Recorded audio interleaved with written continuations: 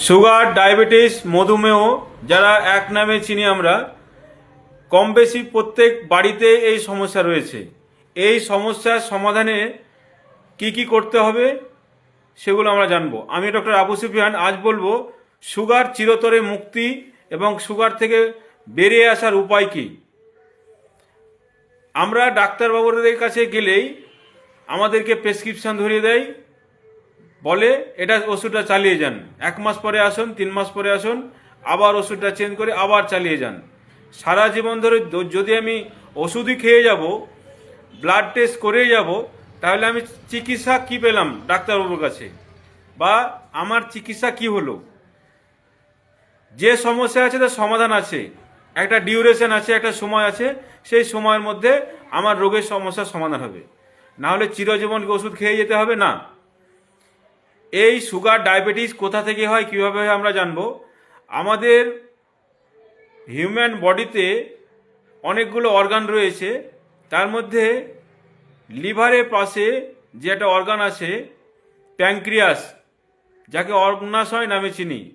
এই অগ্নাশয় থেকে এক ধরনের হরমোন নিঃসরণ হয়, তার নাম হচ্ছে ইনসুলিন। এই ইনসুলিনটা ব্লাডে মিশে গিয়ে আমাদের শরীরের এনার্জি বজায় রাখে। যখন এই প্যানক্রিয়াস তার হরমোন নিঃসরণের কার্যক্ষমতা কমে যায়, ঠিকঠাক সময়ে ইনসুলিন বার হয় না বা অতিরিক্ত বেরিয়ে যায়, তখন কিন্তু এই সুগারের বা ডায়াবেটিস সমস্যা চলে আসে। অনেকের সুগার ফল্ট হয়ে যায়, অনেকের সুগার বেশি হয়ে যায়। তাই আমরা কন্টিনিউ ওষুধ খেয়ে থাকি।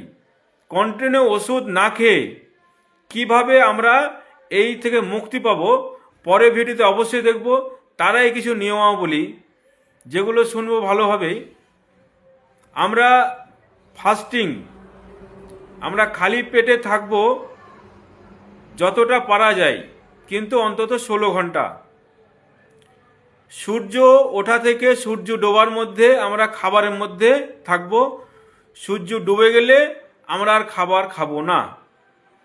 অন্তত সকাল 8টা থেকে সন্ধ্যা 6টার মধ্যে আমরা যে কোনো খাবার সেরে নেব। রাত্রে আর কোনো খাবারের প্রয়োজন হবে না। প্রতিদিন অন্তত 40 মিনিট আমাদের শরীরে ঘাম ঝরা পরিশ্রম, হাঁটা চলা, দৌড়ঝাঁপ এগুলো প্রয়োজন আছে। কার্বোহাইড্রেট যুক্ত খাবারগুলো যতটা পারা যায় এড়িয়ে চলব।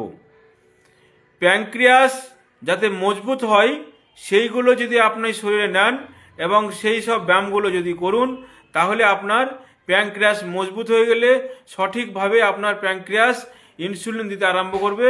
আপনাকে আর অ্যালোপ্যাথি বা অন্য কোনো মেডিসিন খাওয়ার প্রয়োজন নেই। আয়ুর্বেদিকে অনেক ধরনের ওষুধ রয়েছে, যে ওষুধগুলো আপনাকে বাজার থেকে কিনে খেতে হয়। এই ওষুধগুলো না কিনে খেয়ে আপনি বাড়িতেই তৈরি করতে পারেন। যাদের এই বক্তব্য শোনার পরেও সমস্যা রয়েছে, সোজাসুজি আমার চেম্বারে আসতে পারেন। প্রতি শুক্রবারে আমি বিনামূল্যে পরামর্শ দিয়ে থাকি। প্রতি শুক্রবার বিনামূল্যে চিকিৎসা হয় এই 5 গ্রাম আয়ুর্বেদান হিজামা সেন্টারে। এটার ঠিকানা হচ্ছে মুর্শিদাবাদ, 5 গ্রাম নবগ্রাম, মুর্শিদাবাদ। এই ঠিকানায় আসলে শুক্রবার বিনামূল্যে চিকিৎসাটা, এই পরিষেবাটা এখানে পাবেন। ইনশাল্লাহ চিরদিন এটা দিয়ে যাব। আর যে ওষুধটা বলে দিচ্ছি সেটা হচ্ছে গিলোই। গিলোই আপনারা নেটে সার্চ করে দেখুন, গিলোই কম বেশি অনেকের গ্রামে পেয়ে যাবেন। বিভিন্ন কবরস্থানে, ঝোপে ঝাড়ে, রাস্তাঘাটে বিভিন্ন তাল গাছে উঠে থাকে। জড়িয়ে জড়িয়ে এটা গাছে ওঠে, পানের মতো পাতা। পরবর্তীতে ভিডিওতে ইনশাল্লাহ দেখাবার চেষ্টা করব। এর সঙ্গে দেবেন গিলোই। গিলোয়ের সঙ্গে আপনি দেবেন মেথি, অন্তত 3 থেকে 4 ইঞ্চি গিলোই এর ডাল, আর হাফ চামচ মেথি। এটা থেঁতো করে রাত্রে ভিজে রাখবেন। সকালবেলা এটা জলটা খাওয়ার পরে ওইগুলো আবার জলে ফেলে দেবেন, নিয়ে গরম জল খাবেন। সেটা 3 গ্লাস জল দিয়ে হাফ গ্লাস করে নেবেন, নিয়ে জলটা প্রতিদিন 2 বেলা খান।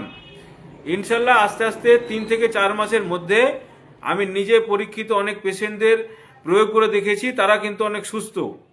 আর কি ব্যবহার করবেন? অনেকে বলে এতগুলো ওষুধ, বিভিন্ন জায়গায় ভিডিও দেখছি, বিভিন্ন ডাক্তারবাবু বা স্বাস্থ্য কর্মীরা অনেক পরামর্শ দিয়ে থাকছেন, কোনটা ব্যবহার করব।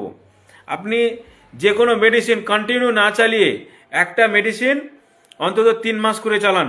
তারপরে রক্ত পরীক্ষা করুন, ফাস্টিং চেক করুন, পিপি চেক করুন বা র্যান্ডাম চেক করুন, তারপরে আবার কম বেশি থাকলে সেটা নিজে বুঝতে পারবেন। প্রতিদিন অন্তত এরমভাবে হাততালি মারুন 2 মিনিট।